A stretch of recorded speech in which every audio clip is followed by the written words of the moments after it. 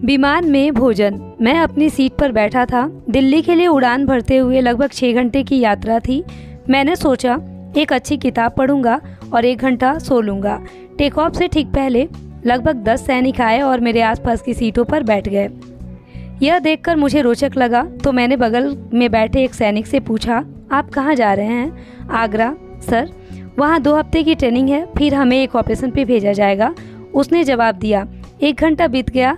एक घोषणा हुई, जो यात्री चाहे उनके लिए लंच उपलब्ध है। खरीद के आधार पर मैंने सोचा अभी लंबा सफ़र बाकी है, शायद मुझे भी खाना खा लेना चाहिए।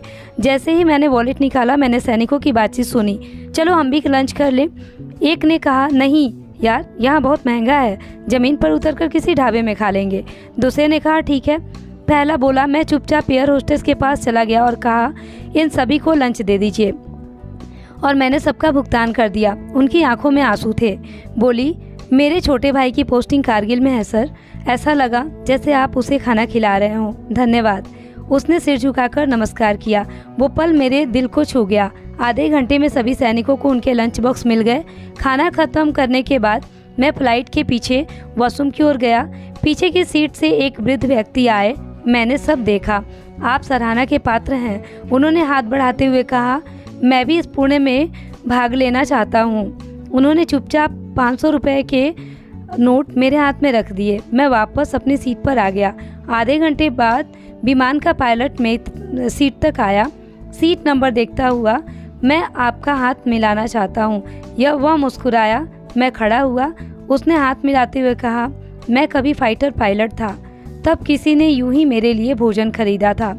वो प्यार का प्रतीक था जो मैं कभी नहीं भूला। आपने वही याद ताज़ा कर दी। सभी यात्रियों ने ताली बजाई। मुझे थोड़ी झिझक हुई। मैंने ये सब प्रशंसा के लिए नहीं किया था, बस एक अच्छा कार्य किया। मैं थोड़ा आगे बढ़ा। एक 18 साल का युवक आया, हाथ मिलाया और एक नोट मेरी हथेली पर रख दिया। यात्रा समाप्त हो गई। जैसे ही मैं विमान से उतरने के लिए दरवाजे पे पहुंचा, एक व्यक्ति चुपचाप मेरी जेब में कुछ रखकर चला गया। फिर एक नोट विमान से बाहर निकलते ही देखा। सभी सैनिक एकत्र थे। मैं भागा और सभी यात्रियों द्वारा दिए गए नोट्स उन्हें सौंप दिए। इसे आप खाने या किसी और ज़रूरत में उपयोग करिए जब तक ट्रेनिंग साइट पर पहुँचे। जो हम देते हैं वो कुछ भी नहीं है उस बलिदान के आगे जो आप हमारे लिए करते हैं। भगवान आपको और आपके परिवार को आशीर्वाद दें। मैंने नम आंखों से कहा। अब वे 10 सैनिक केवल रोटी नहीं, एक पूरे विमान का प्यार साथ लेकर जा रहे थे। मैं अपनी कार में बैठा और चुपचाप प्रार्थना की, हे प्रभु, इन वीर जवानों की रक्षा करना जो इस देश के लिए जान देने को तैयार रहते हैं।